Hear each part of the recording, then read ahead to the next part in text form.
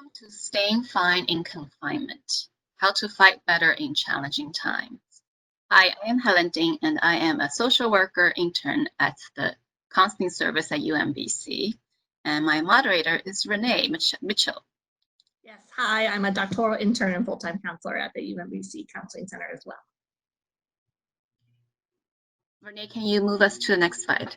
Welcome, everyone. Just a quick note on limitation of confidentiality of this webinar is not meant to be therapy or replacement of therapy, and we have some links here for other places where you can talk and receive more support, including the UMBC Counseling Center, which is open.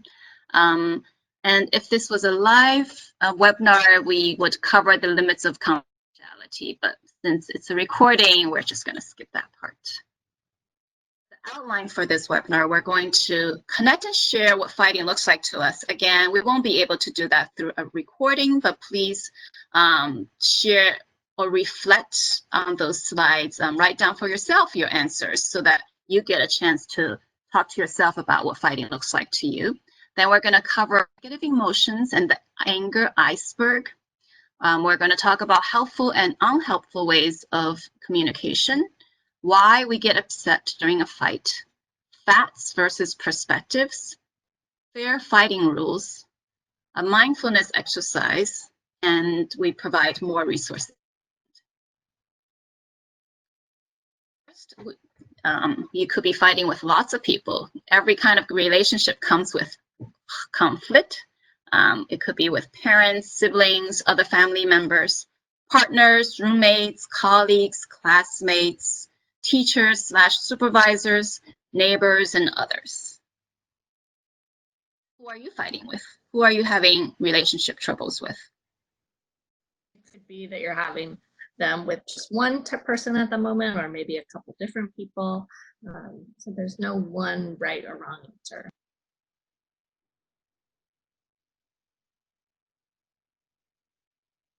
And you could be fighting about all kinds of things. Since we're presenting this webinar during quarantine times, we are focused more on the specific conflicts that might come about because we are trapped under one roof with some people. And so these questions are very framed through that perspective, but of course you can be fighting about all kinds of other things. These are just examples. So if you are in quarantine, you could be fighting about how to share limited resources such as space and supplies. Be fighting about how to divide up chores and responsibilities, how to maintain physical boundaries such as quiet time and study space, how to maintain emotional boundaries such as declining unreasonable demands on your energy and emotions. It could be about lifestyle differences in schedules, hygienes, activities. It can be differences in opinions such as politics. Could be nothing specific, just feeling more irritable about everything. And of course, it could be about others. And these, all these examples can absolutely apply if you're not under quarantine.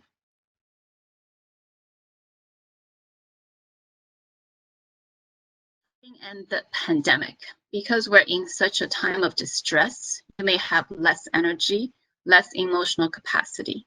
You might prioritize and throw away the non-essentials, which is a really great coping mechanism, but it also might mean that right now, the worst and the best can be amplified and your emotions can be more intense.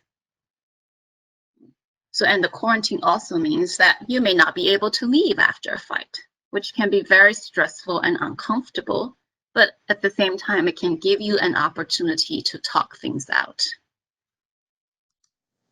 This makes so much sense when you're talking about fights and arguments having with people that you're confined with, but I'm thinking too, it's also true for people who maybe are connecting with virtually, so that there isn't built-in FaceTime with someone to reconnect with after an argument. It's sort of limited to this virtual space, and so it's a different kind of constraint on your communication, but it can make arguments more stressful and more uncomfortable. Very true. And I also just want to stress again that we are all under so much more stress right now that it's very, very common Everyone's feeling more irritable, less patient, because it just takes so much energy to deal with life right now. So have a lot of self-compassion. Conflicts are normal and they are very stressful. It's normal and stressful to have conflicts within any relationship. And it's normal and stressful that your conflicts are more intense in challenging times. Studies have found that it's important to express our negative emotions as they occur. All emotions are valid. All emotions should be validated and cared for. Otherwise, repressed emotions can build up and erupt in angry outbursts. So we have an anger iceberg. And as you can see, the part that's showing water is anger. It's the outbursts. Icebergs are large pieces of ice found floating in the open sea. What you can see from the surface can be misleading. Most of the iceberg is hidden below the water. And this is how anger works. Often when we are angry, there are other emotions hidden under the surface, such as being embarrassed or attacked or feeling rejected and stressed and envious and hurt. And so what people see are just the angry outbursts, and it can make everything much more difficult because instead of being able to have someone to care for all the real emotions that's under the anger, your angry outburst can make communication more difficult. And actually, for a lot of us, we ourselves are not aware of all the emotions underneath our anger. We might not realize that the reason we are yelling is because we actually feel very nervous, or maybe because we are feeling very lonely and scared. So it's really important for us to accept our emotions and address them with others and with ourselves. Conflicts can be opportunities. Conflicts can be opportunities to express yourself to either yourself or to others. Feeling that sense of, conflict and anger is a really good sign that something important is going on. It's a great opportunity to learn about each other. It's an opportunity to validate and comfort each other because, again, when anyone is feeling angry, it means they're being very emotional. It's probably a moment of great vulnerability at the same time. It's an opportunity to connect at a deeper level, and it's an opportunity to come up with creative solutions. I really appreciate this framework because I think conflicts in relationships are inevitable. I mean, they're especially close relationships, right? We don't have deep conflicts with people who we don't care about very much. But when we are in a relationship with someone, whether it's a friendship or a close partnership or a romantic partnership, that conflicts are almost unavoidable. And so learning to embrace conflict in the way that Helen was just saying as an opportunity for all of these things can really change our perspective going forward with how we manage and how we handle them. And also, when you see it in this way, I think it might make it easier for you to address some frustration with people you love. Because sometimes the reason we don't talk about what's bothering us is because we're trying to protect our loved ones. But if we see conflict as these wonderful opportunities, then by addressing what's making you upset, you're actually doing great things for your relationship. You're actually doing something of a service for your loved ones because you're making the relationship better. And then it makes it more possible for you to truly provide them with love and for them to provide you with the care that you need. So there are many different ways of communication, and sometimes some ways are more helpful than other ways. And I would say that these are very common. We all do both of them.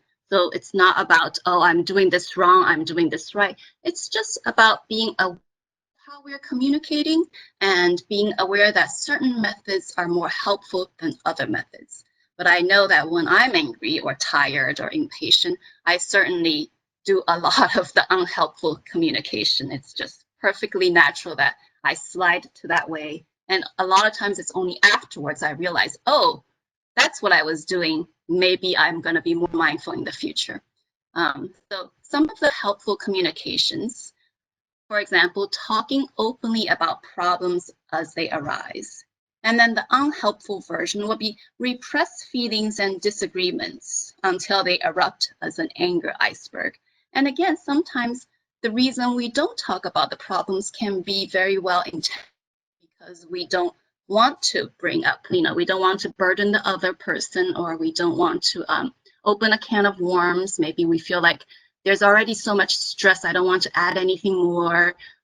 It could be that maybe we feel like there's nothing anyone can do, so why talk about it? But a lot of times even talking can help a situation. It doesn't have to be solution oriented. Another helpful way of communication is listen to each other, take turns talking. And the unhelpful version would be don't listen, interrupt, and dominate.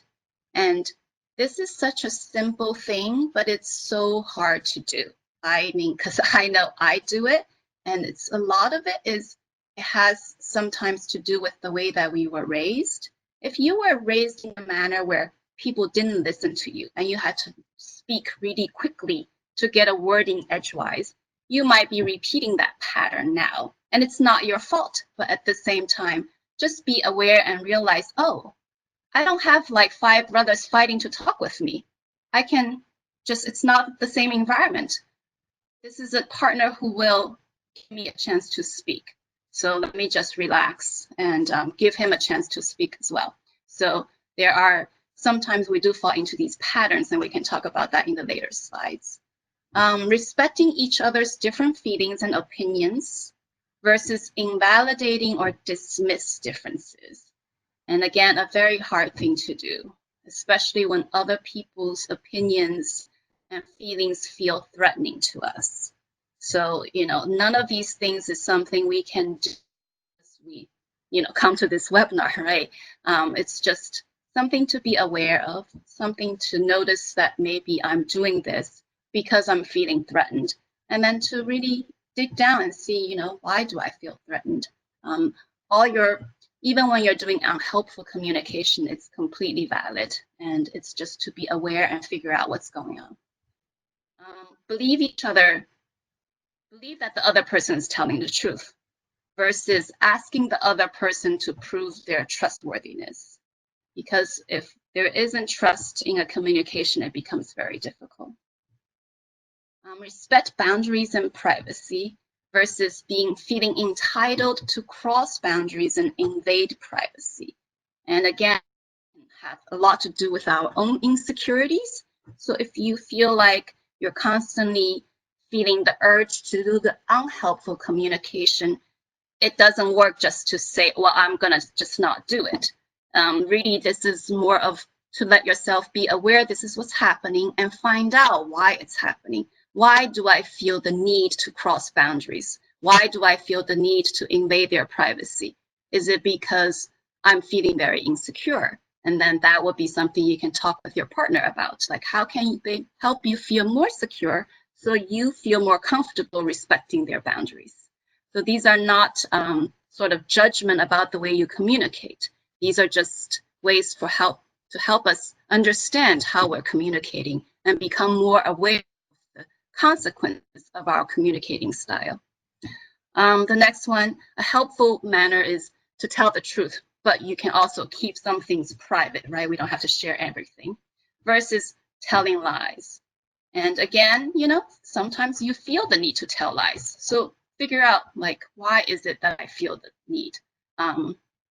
Because there's always a very good reason for the things that you're doing. Make decisions together versus believe that your choice is more important than your partner's choice.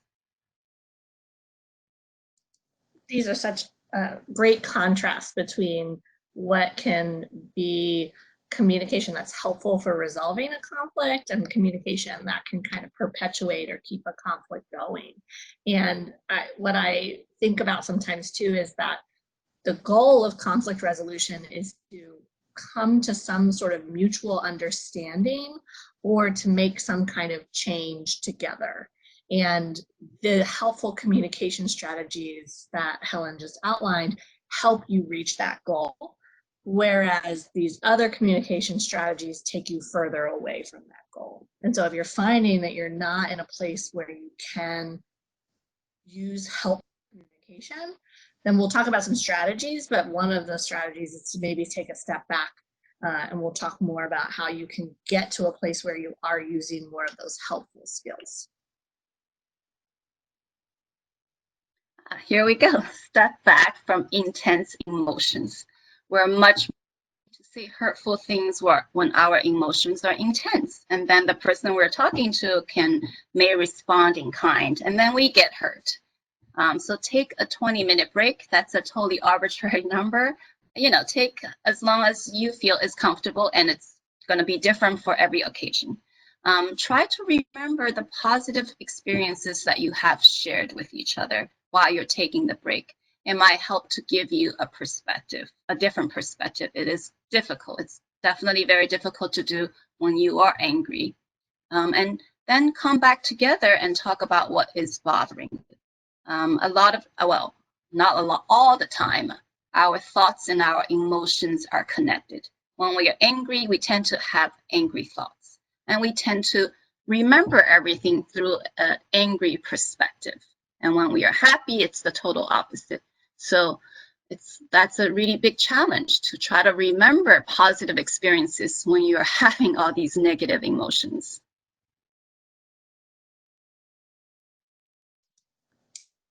Balance here between what was on the previous slide, which is the helpful communication is talking about problems as they arise, right? And being able to address things as they're happening.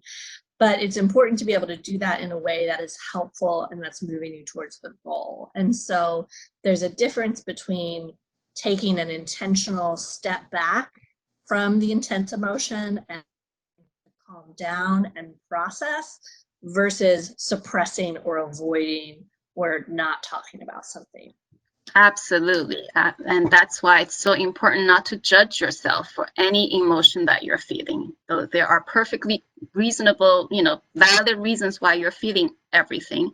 And the only reason you're stepping back is because you really want to explore those emotions in space, both for you and for your partner.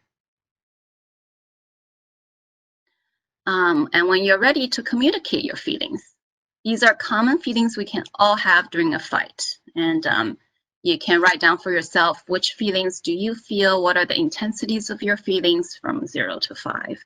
We can feel attacked. And that's, I think, a very common one where you feel like, no, I'm not wrong. Like that could be a very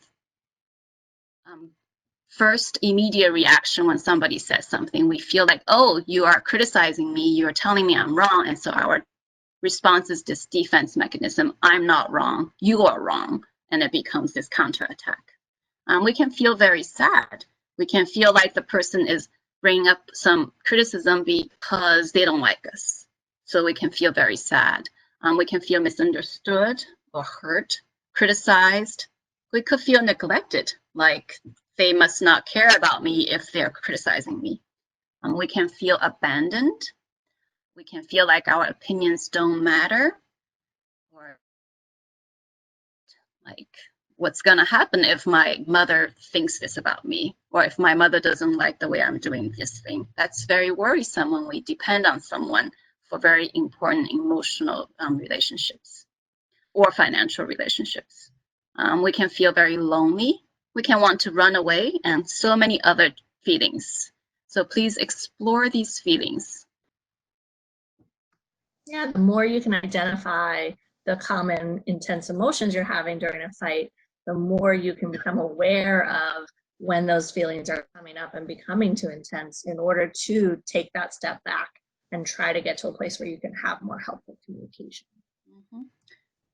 When you start thinking about your feelings, it can help you not to feel them so intensely, because our brain can sort of only do one thing at a time. So it's either feeling all these things or it's becoming more, like engaged in cognitive skills, like why do I feel this way, or how would I describe this feeling? What word seems to be most to describe this feeling? So then our brain can help our brain to calm down and reduce the intense emotions because it's engaged in another kind of mental work. And a lot of our feelings are triggered by And these are common beliefs that you can have. So one is that I believe I'm unimportant to the other person, or I believe you're rejecting me. I believe that, I feel overwhelmed. I believe I'm not up to you're overwhelming me with demands. I believe you're excluding me. I didn't feel acceptance or affection. I believe that you're not accepting me or having affection for me. My sense of dignity can feel compromised, so I can believe that you're compromising my sense of dignity. I can believe that you're not giving me attention, that you're not paying me any attention. I can believe that you're dominating, that you are not treating me as an equal. And all these beliefs can be completely true. They can be, this is actually what's happening, or they can be from our perspective. So it's really about being aware of what the belief is that's leading to your emotion. And while we are being aware, we are not judging ourselves, and we're becoming more aware that this is my belief. It's not the other person's belief. It could be, but it doesn't mean it is. And it could be supported by facts, but it doesn't have to be. I could believe these things for all kinds of reasons, and they would be valid, even if they're incorrect. There really is a difference. Past patterns. Our present feelings and beliefs can be shaped by our past experiences. These are our vulnerabilities. We all have vulnerabilities. So when I'm in a fight, it can remind me of all these things, and you can break it down to specifically what people do in a fight that really bother you, or the way you particularly feel in a fight that really bothers you. So for example, if you feel like what really bothers you is when someone criticizes you, then ask yourself, does it remind you of any past patterns? Or it could be that it's when people are yelling at me, they raise their voice, then that might be what really bothers me, and it can remind me of past patterns. Or it could be when people completely are not emotional, when they are super logical and rational. When I'm having a very strong emotional reaction, then it might remind me of certain past patterns. And these past patterns include past traumas or hard times I've had, the way my family treated me when I grew up, my deepest fears and insecurities, any unaccomplished dreams that I have, events that I have not emotionally dealt with yet, ways other people have treated me, things I always believed about myself, nightmares that keep me up at night. This is just a very tiny example. You can have lots of others. And because these are our past experiences and our vulnerabilities, our background and our intersectional identity can have a really big impact on this. If you come from a vulnerable background, for example, if you're a minority, experienced different kinds of traumas, if you come from poverty, these can all mean that these past patterns are going to be much more vulnerable for you.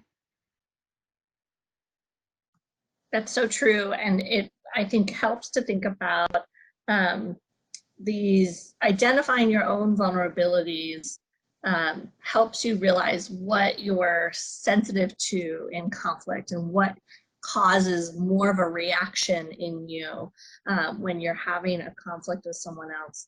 And that can tell you or give you some insight about the feelings and the beliefs that you're having that we were talking about earlier. And so in order to get, again, on that more helpful side of conflict communication and that helpful type of conflict resolution, if you're kind of blocked by some of your own intense emotions, your own intense beliefs that are stemming from these vulnerabilities, the more you understand this about yourself, the easier it is to reframe and say, okay, because this is about me, this isn't about the conflict.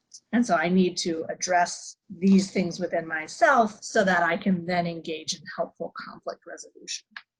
Right.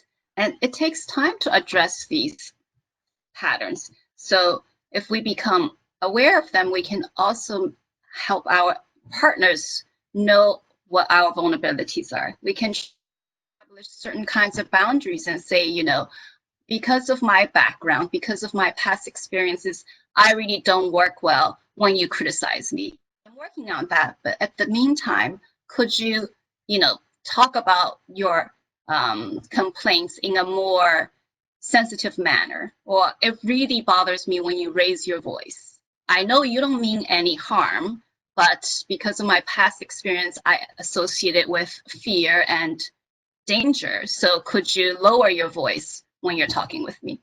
This way we can help our partners take care of our needs. Know your current stress level. Whether you're in quarantine or not, this is a stressful time. And even when the pandemic is over, we can have all kinds of stress in our lives. When we have a lot of stress, we have less emotional capacity. These are common ways that we can feel stress emotionally. We can feel highly sensitive.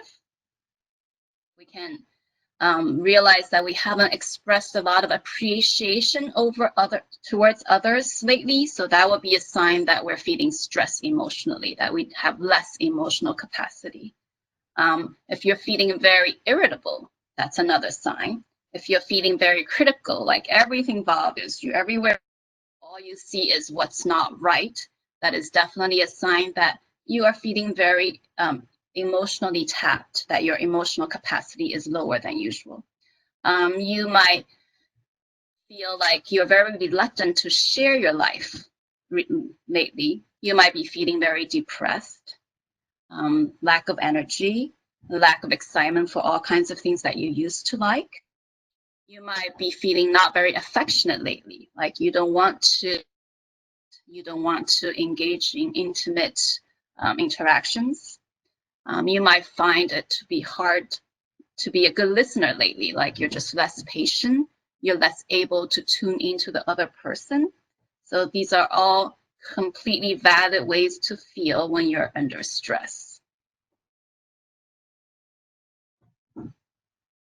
Facts versus perspective. Our feelings and beliefs are all valid, but they are not facts. They're perspectives determined by our experience, our vulnerabilities, and our current stress level. That's why it's so important to listen to each other. There are two sides to every conflict because we are each experiencing the conflict differently. Everything we just covered applies to you, but also apply to everyone else. They also have their set of past patterns and vulnerabilities. They also have different stress levels. They also have different backgrounds, intersectional backgrounds that affect the way that they experience conflict. Don't make any assumptions, questions. Try to be curious about why the other person feels the way they do. Because again, we really don't know. That's why we should ask questions. And in the end, it's not about who is more hurt and who is more right, but about finding a way to connect and solve problems together. So we have some fair fighting rules or suggestions. Ask yourself, why are you upset? Be vulnerable. Get down to your feelings. So that's all the previous slides, right? Figure out, like, is it because I'm super stressed lately? Is it because I didn't get a lot of sleep? Is it because this is how my older brother used to treat me? You know, is it because I'm feeling super insecure about my grades right now? So why are you feeling upset? Yeah, a good example of this one too is like, are you really upset because your partner left the mustard out? Or is it that you're feeling like you're doing more than your fair share of the chores around the house overall, right? And so is it really about this thing you think you're upset about, or is there something more going on? Exactly. Your bigger feelings behind the small things, right? Because it's not likely that we do get upset about a mustard jar, but feeling that other people are not doing their fair share of those chores, that's absolutely a good reason to be very upset. Try to discuss one issue at a time. Please don't use degrading language. And that is, you know, you're feeling very angry. It can feel very cathartic to use certain kinds of language, but that can make, it can have the consequence that you're not foreseeing. It might feel good for you for that 1 second, but you could really hurt the other person's feeling and make it much harder to be able to be vulnerable with you. So the bit of satisfaction that you get from using degrading language is not worth the damage that you're doing to the relationship. So if you do feel like there's a whole lot of, cuss words inside of you, and your partner is not somebody who appreciates that, maybe you want to, maybe take it out on a pillow or a stuffed animal before you go in and talk to your partner. Express your feelings with words and take responsibility for them. And we're going to cover that in the next slide, how to use I statements. Talk about yourself instead of your partner, because that also means we're not making assumptions about our partner. Take turns talking. Make a request, not just protest. Ask for the change that you want. And that really means before you start a fight, think about, why am I having this discussion? What do I want? What do I want as a result of this fight? For every complaint, try to think of something and say something that you also appreciate. And that often works better if you start with something you appreciate. Try to meet in the middle so the solution improves the relationship. So it really is like a win-win situation. And finally, care about the other person. If you don't care about that person, they're not going to care about you or want to make the changes that you want. So using I statements. Start with your emotions, not your thoughts. So, because a lot of times when we say I feel, we tend to say things like, I feel you're not doing a lot of chores. It's not really an emotion. That's still your thoughts and your beliefs. So it's more like, I feel super frustrated. I feel really angry. I feel dismissed. I feel unappreciated. Those would be feelings.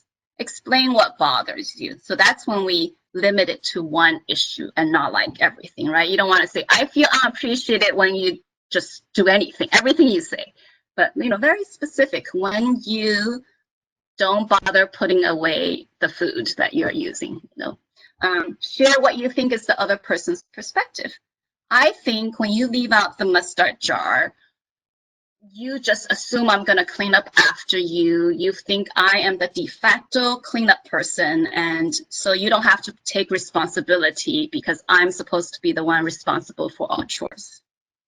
And then express what you would like. I would like a more shared, equitable division of chores. And then for this specific fight, right, make a specific request. I want you to always put away food that you use for your preparation. And so you want to, when you offer all this, also realize that this is your statement. The other person doesn't have to agree. That's also why we share what you think is the other person's perspective, because then they understand it's your perspective, and then hopefully they'll share with you what their perspective is. And I gave you another example here, like if I, instead of saying I hate your music, you can say, I feel sad when you play your music loud. I think you don't care about my feelings. I would like you to be more considerate of me. I want you to wear earphones. And open to people not saying okay to the specific request, but maybe there are other ways they can show you that they are considerate of you. So being open will be very important here. Yeah, that was my comment too, that we're recognizing in these I statements that this is our own perspective, and it may be that we're getting some things wrong. So when this person says, I think you don't care about my feelings when you play your loud music, it may be that the person really does care about your feelings. They just didn't realize that you could hear it or that it was bothering you so much. And so being open to how your partner responds so that you can work together to come to a shared understanding that actually we both care about each other's feelings. How can we make sure we both know that? Mm-hmm. Yeah, these I statements are not demands. They're just a way to share your perspective. Okay, so then we covered a lot. What to do in the future. You will have our, again, we all do. What would you like to do differently? And what would you like your partner to do differently? So I hope you get to take a moment here to just reflect on what we looked at and maybe all kinds of things that made you think up on your own. I'm sure you have all kinds of ideas and insights that we did not cover in this webinar. And we can practice mindfulness. Sometimes no matter what you do, your environment remains stressful. You can be the best communicator. You can do everything we talked about and your partner is just not ready for that. It's, takes two to fight, but it also takes two to have a meaningful conversation. So it could be that it's still very stressful. Then let's take a break. Return to your body. Your body can be a safe space no matter what's happening outside. Find a sense of peace within yourself, no matter what your partner is like, what the outside environment is like. One way of practicing mindfulness is paying attention to breathing and internal cues so that you can focus on the present moment. Helps you to calm anxiety. Slowing down your breath can slow down your heartbeat. It can slow down all the adrenaline in your body that conflict creates. It can relax your tension, and it helps us to be intentional on how we process the world. Because once we realize that we can control our breathing, maybe it also help us to realize we can choose what we think about, we can choose what we pay attention to, we can choose how we feel or which feelings to really spend a lot of time on. We can choose whether we do something that brings us joy or whether we continue to stay in a situation that makes us unhappy. Mindfulness is a practice. It gets easier and feels more rewarding the more you practice. And there are lots of them. Yeah, so here's one. I was going to say there's lots of different mindfulness exercises. A common one is the grounding exercise. So you would find a comfortable position. You could be sitting or lying down. If you are sitting, try to plant your feet firmly on the ground, like the root of a tree. You can also be standing or walking. Feels comfortable for you. So look around your environment slowly. If you like, you can close your eyes. You don't have to. And so if you close your eyes, I'm gonna do it for me the way I like. Name 5 things that you just saw. And this makes you think about what you just saw, and it helps you to tune into your mind and your memory. So it just kind of helps you to go internally instead of paying attention to the outside world. So I'm gonna think about what I just saw. And then pay attention to 4 things that you're hearing. So this allows you to really, again, pay attention to your own sensations. What are you hearing?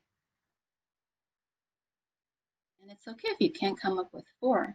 There's no judgment at all. It's just an opportunity to pay attention to our body.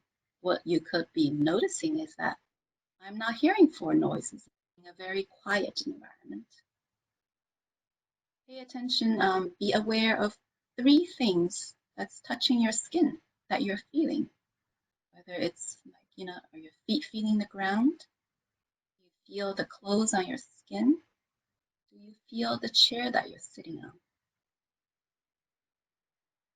And name 2 things that you're smelling. And it's perfectly okay if you don't smell anything.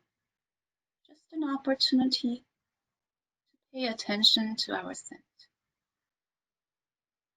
And finally, name 1 thing that you're tasting.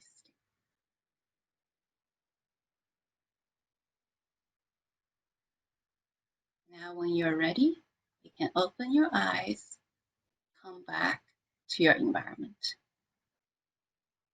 So this is just a way to help you to calm down, to take you away, hopefully, from the negative emotion and the negative thoughts that you were experiencing and help you to think about something else. You can do a lot of other things. For some people, it helps to like do a puzzle or go listen to a song or just changing rooms, going to another room, going outside. A lot of different things can help. Mental health during challenging times. Common emotions you may be feeling and might want to talk about with someone. And you could be feeling very worried, sad, tired, helpless, guilty, angry. You could be having difficulty with concentration and motivation. This is all very common emotions, especially considering the times that we're in. But even without a quarantine, even without pandemic, we can feel all kinds of things. And even though they're common, you might still would like to talk to someone about it. And then there are signs that you absolutely should reach out for help.